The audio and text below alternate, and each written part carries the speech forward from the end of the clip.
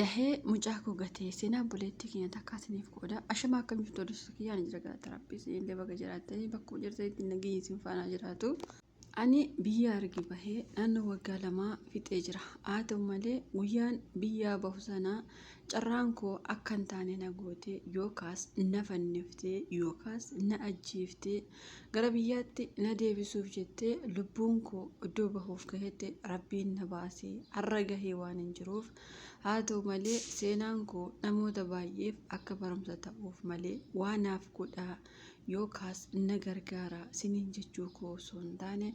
ani guyyaan biyyaa bahuu obboleessa dhiiraa tokkollee waan hin qabaanneef haa ta'u malee harmeen koos dadhabduu waan taateef abbaan koos baay'ee dadhabaa waan ta'eef daldalaan guyyaa biyyaa na baasu dirqama na waliin bultu malee ani biyya arabaa siin geessu yeroo naan jedhu yoon didee maatiin koo waan hundumaa gurguranii qabeenya waan qaban fixanii na qajeesha waan ta'eef ammas gara biyyaatti deebi'ee galuun in ulfaata ture.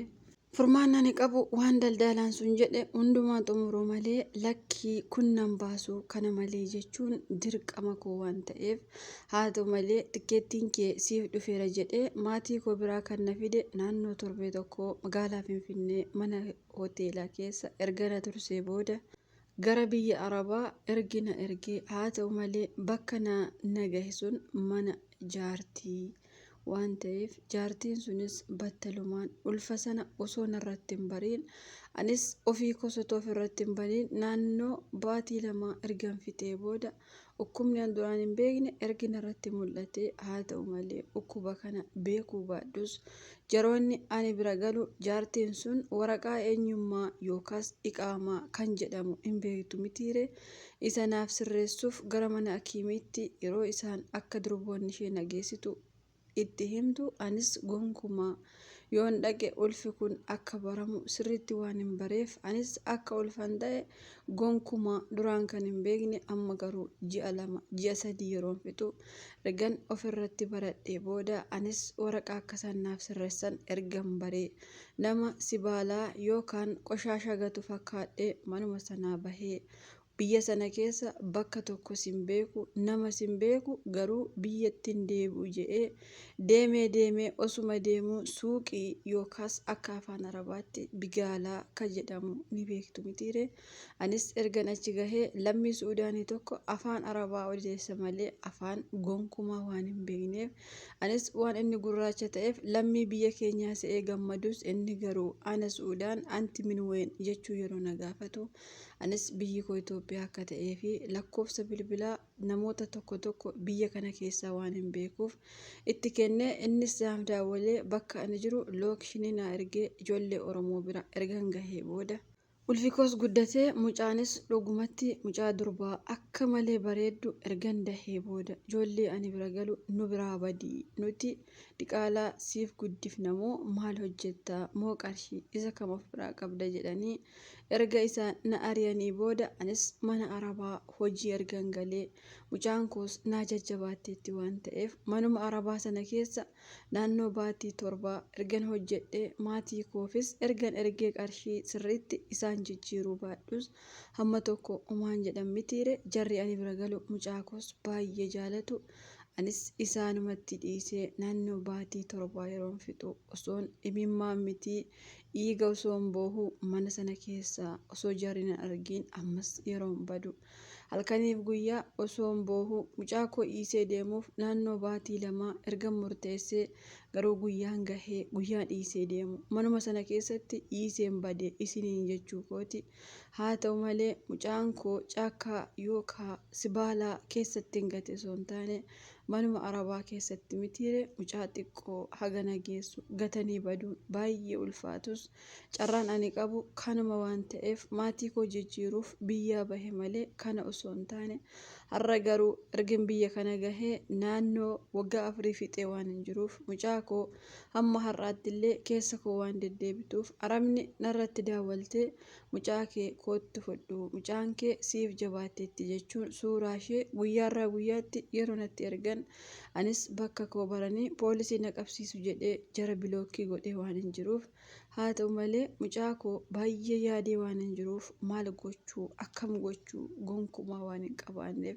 halkaniif guyyaa mana arabaa keessa taa'ee hojiinis na jalaa bada waan hojjedhus waan godhus hin beeku. Mucaa koo suuraa ishee ilaalee halkaniif guyyaa boohu malee furmaata waan hin qabaanneef dhugumatti mucaa kana yoo amma dagadhe malee yoo isheen guddattu gara biyyaa akkamitti fuudhee galamoo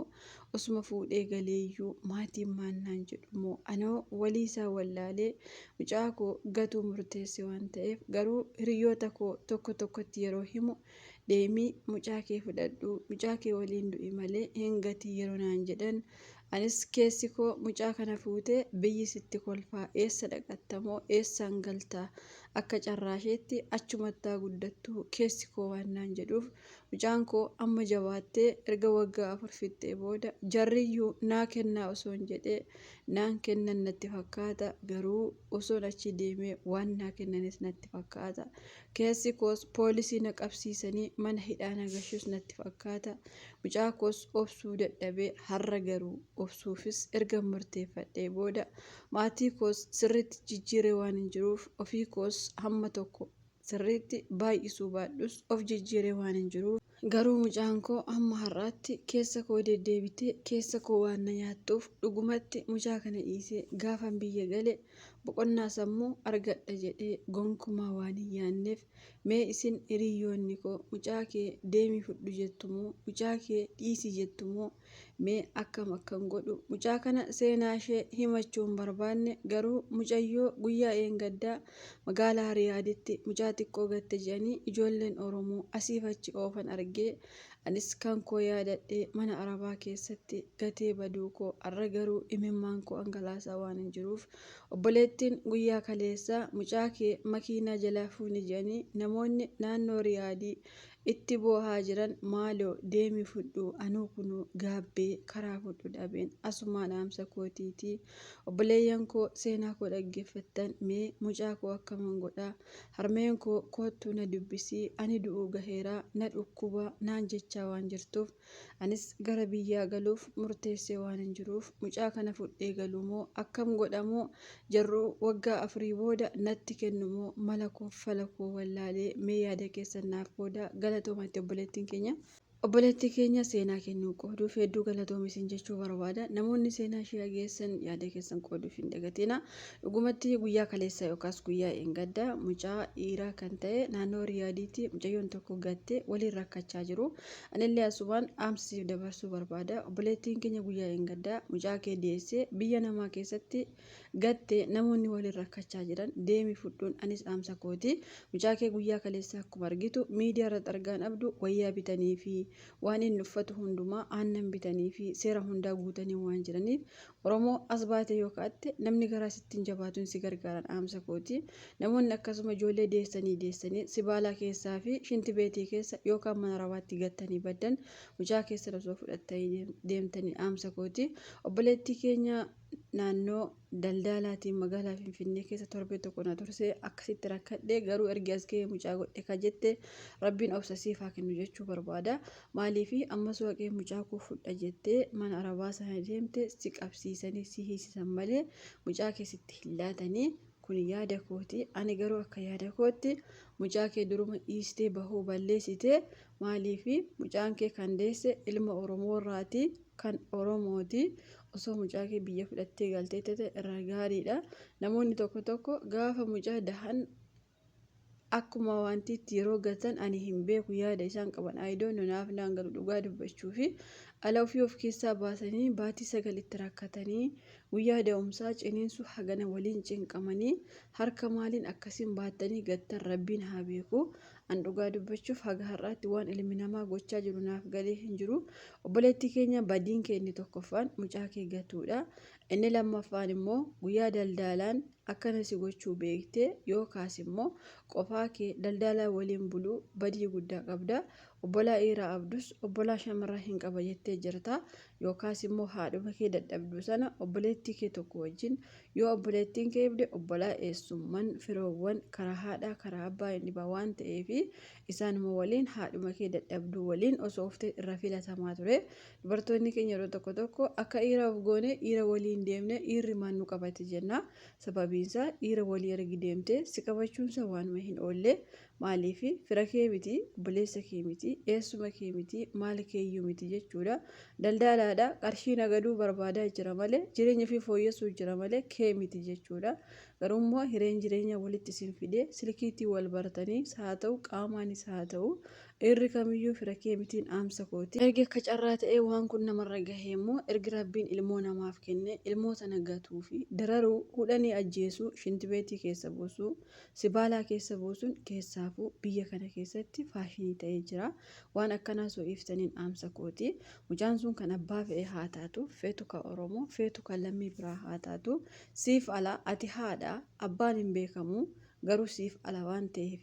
warreen ala keessan akkas gootan guyyaa qiyaamaa hojii keessa fudhachuu waanuma hin oolle har'a garuu isinitti fakkaachuu danda'a. Maaliif namni isin arguu hin jiru namni illee isin beeku dhiisuu danda'a garuu rabbiin isin beeka. Kana hundumaa ofirratti bartanii ala keessan dararuu osoo iftanii baay'ee gaariidha jedhee yaada. Ergi deessanii ala keessan osoo guddifattanii irra gaariidha. Fakkeenya wayii tokko isinii kaasaa dubartiin tokko naannoo keenya ni jirti. Mucaa kan abbaan isaa hin beekamne deessee isheen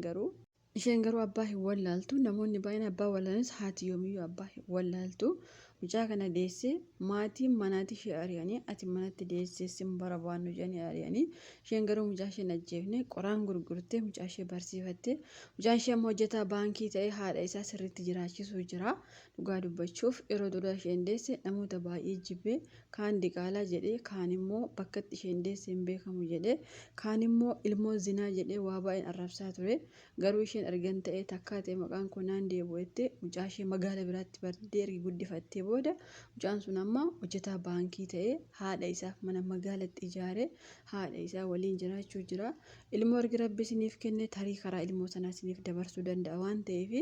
ergi argattanii mucaa keessa hin ajjeesina. Hanfe'e haa taatu lammii iddoo fe'eeyyuu haa taatu mucaa keessan homaa tokko hin godhinan dhaamsa kooti. Namni ilmoo gaafa argatu wareegama meeqa yookaas immoo kadhannaa meeqaanii namoonni baay'een ilmoo abanii jiranii garuu baay'een keenya namni maannaan ji'a anuuf jijjiiruuf biyyaa bahee garuu kun na mudate ka jedhanii ala isaanii qoshasha darban yookaas immoo hudhanii ajjeesan baay'ee jira. Kana qofa osoo hin taane biyya keessatti illee ani barattuudha ani durbaa jedhanii kan ijoollee sana ajjeesan baay'eetu jira. Walumaa galatti waan akkanaa sirrii miti jechuu barbaada. Maaliif qaaniin gaafa dura hafe fakkeenyaaf gaafa dura dhiirri tokko dirqama si qabatu yookaas gudeeddaa kajaan sana yoo ta'e haga dandeessu irraa gadhiifachuu yaaluu yookaas immoo dhiira waliin deemuu dhiisuu malee ergi irratti dabalamtee ilmoo koo booda ajjeesa kun faayidaa takka hin qabu. Maaliif namoota baay'eetti faashinii fakkaachuu danda'a garuu guyyaa tokko cubbuun ijoollee isin qaban dhaamsa kooti. Obboleettii keenya seenaa kana nuuf qoode rabbiin obsasiif haa kennu jechuu barbaada. Mucaa kee haga har'aatti illee garaas nyaattullee maal taatullee akka yaada kootti mana sanatti osoo deebite yookaas immoo jaratti osoo daawwalte waggaa 4 booda mucaan kee guddattee waan jirtuuf jarri si oowwachuu danda'anii. Sababiin isaa duralleetti bilookii isaan goote jirta otoo jaratti maxxantee duraan rakkadhee akkas jettee tarii siif kennuu danda'anii. Ani akka yaada kootti osoo tachaqxeeyyuu qabanis hidhu natti fakkaata garuu ani hin beeku osoo mucaa kee siif kennanii waliin si hidhaniillee homaa rakkoo hin qabu. Hidhamtee garuma biyya kee galta jechuudha. Har'a garuu kana sana yoo siin jedhee yaada kee siif qoode tarii soba ta'uu danda'a. Maaliif ammatoo si jajjabeessee deemii mucaa kee gaafuu sana go'etoo siin jedhee tarii warra buutee borullee seenaa kee akka addisitti himachuu waan dandeessuuf ani akka yaada kootti obsuma godhattee mucaa kee dhiistee osoo galtee irra filadha. Maaliif dura dhiiste waan ta'eef amma immoo baadiin gara biraatti waan deemuuf akkuma harmeen kee kootu na dubbisiin jedhetti osoo galtee mucaa harmee kee dubbistee malee ganaa mucaa koo barbaaddadha ganaa akkana godha mucaa dhiisee galuuf garaan koo na diidee ganaa maalii ta'a ani kana fudhachaa hin jiru siif sodaadhe. Maaliif araboonni gara hedduutti shakkuu danda'anii mucaa sanayyuu eessaa fidee jedhanii ganaa gaaffii si gaafachuu danda'anii. Sababiin isaa mana jaarsaaf jaartii ta'us arabni nama shakkuu waanuma hin oolle Kanaafuu araba gaafachuu osoo ifti gara biyya kee galte irra filatamaadha. Obboleonni keenya yaada obboleettii keenya kana dhaggeeffattan seenaa ishee warra dhaggeeffattan sirriitti yaada keessan qoodaa fi mucaa ishee agixee haa fudhattu moo dhiistee haa galtu